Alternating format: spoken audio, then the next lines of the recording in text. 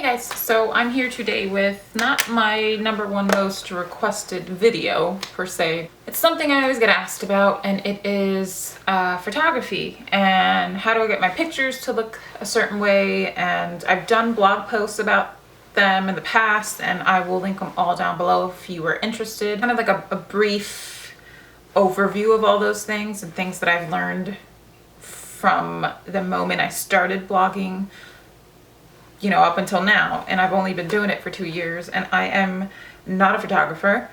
The little bit that I have learned is my sister is a combat photographer in the Marines, so I get a lot of tips from her and stuff, a lot of things you would be surprised as to how much you can find on the internet, and just an abundance of information that you can use to help, you know, not perfect, but to just help you get your pictures looking the way you want them to. For me, it all comes down to editing. If I weren't able to edit my pictures, I wouldn't be able to get the effect or the whole, I guess, the final product, you can say, that I have envisioned, and the tone and things like that. But first, I will start off with camera. I just shoot with a regular Canon T3i, which is what I'm using now, and I use the kit lens. And up until now, I started using the 50mm. Is this the, I think it's the 1.8. This is just the basic, like the cheapest lens you can get from Canon. It's plastic, it's super cheap, but it does take some amazing shots to give you it. I'll go into it in a minute, but this particular lens gives you that really blurred out background and just a nice crisp subject in focus. So I have been using that, but up until now I've just been shooting with the kit lens, and people think that I'm using like a macro lens or something else. I mean, if my sister's in town ever, because she's stationed in California, but she'll bring her like big kahuna professional Canon, and I think it's like the 500D or something like that, and we'll shoot around with that. But other than that, I just use my tiny mini Canon camera, and that's sufficient enough for me for where I'm at now. And you don't have to get something super high quality, but to me, investing in my camera has been the most important and the best thing that I've done with blogging thus far. So if you're thinking about it, or if you have the money for it, definitely go for it. You could even go for like a 2Ti. Like it doesn't necessarily have to be what I have. I think I chose between this one and the next one up, and I think the next one was like touchscreen, and the camera specs were a little bit better, but I mean, it does the same thing essentially. So I got this one, and I know if you go to a store, if you go to like what do you call that, like a Best Buy, I know they price match with like Amazon online. If you can find something cheap online, like I think these are like the Canon remotes, I want to say they're like 40 or 50 bucks, and I paid probably half that because I took the quote to the store and they price matched it for me. So if you didn't know that, and they will do it for lenses and cameras, but it has to be the Amazon that sells it, obviously. But anyway, so once you have your camera, you're like, what the hell do I do? Just play around with it, play with the settings. If I were you, if you're not familiar with like the aperture and the f-stop and the ISO, I wouldn't even touch that. I would just shoot on autofocus and with like one of the settings, like I think it's like close-up or portrait, whatever. But when it comes to backgrounds and setups and things like that, I think it's all up to your personal preference. Like, what is it that you want your blog to come across as? What I think it's a very, how do I say it? It's just, it shows your personality and who you are as a person to me.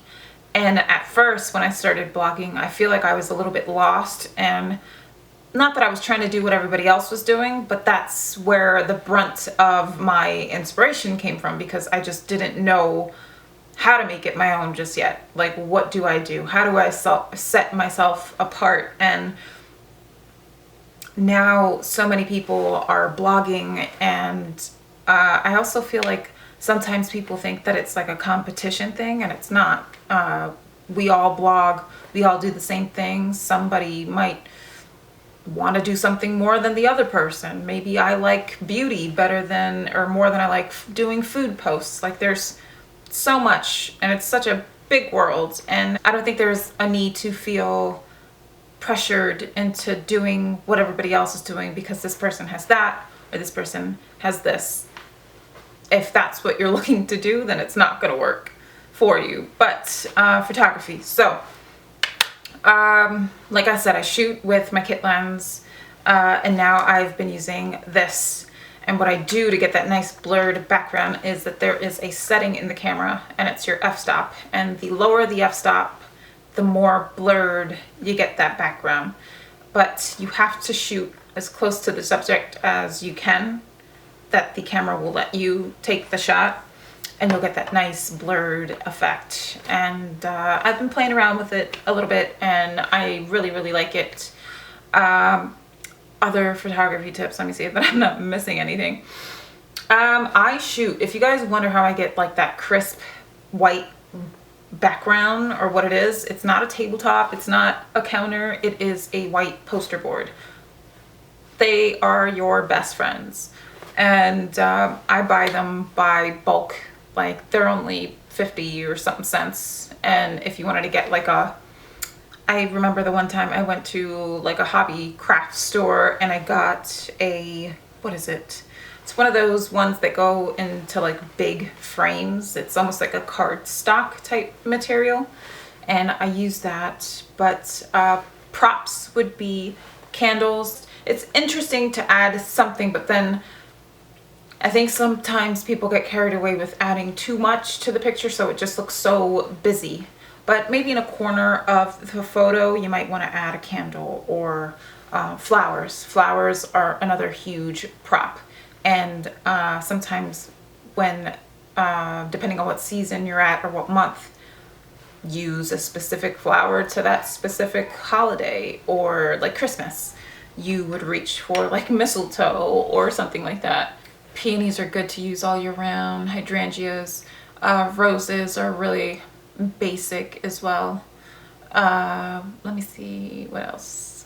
I also like plants a lot, like cactuses and succulents. Those are really, really nice too. Eucalyptus is another one. I haven't gotten some in a really long time, which I saw them at the supermarket earlier and I thought about it, so I probably might pick some up. But another thing is like packaging. When you get samples from people or when you order things online, it's nice to order. I like to order directly from the website, not like what is it, like a Nordstrom or an Neiman Marcus, because sometimes they offer free like gift wrapping. So you get these cool boxes. This is just the lid to a Burberry purchase I just made, but it's nice as a prop and you keep them. I always keep packaging. So Instagram is probably the next biggest thing after my blog, or it's kind of like an extension of my blog. So on Instagram, I get to, how do I say it, express a little bit of that photography side. So if you go to my blog first or Instagram first, you'll see pretty much some of the photos that are on my blog also on my IG page. It's also good for inspiration. So if you're wondering, you know, how to take a shot or what isn't on my feed, for me, my feed has to make sense. And some people use it for fun. Some people use it for, you know, strictly blogging, like an extension of my blog, like I said. But I have a color scheme, a very muted, pale color scheme, but the contrast starts out really bright. Photo editing apps, I've spoken about this as well.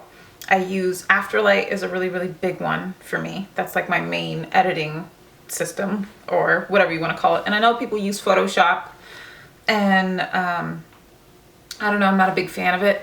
I don't really care for it. I can just do it on my phone, and I don't over edit my photos. I can tell when they start to look over edited. You'll see it. It gets all grainy and just looks unrealistic. So that's how you'll know when to stop. But Afterlight is one. Pic-Tap-Go is another really good one. Squareready, I'm just looking at my phone. Squareready is the one it's how I fit my entire photo to get it on my Instagram. And it's also nice to stay consistent. So kind of taking your pictures in the same areas, and almost not the same way, but once you create something and you're consistent with it and you keep on, it's easy to get your photo recognized. Like you'll say, oh, I've seen that before. That's so-and-so's picture. And why? Because that's how she takes her photographs, or that's her setup. So consistency sometimes is good. A lot of people frown upon it, and a lot of people have loads and craps to say, like, oh, she takes the same type of pictures and blah, blah, blah.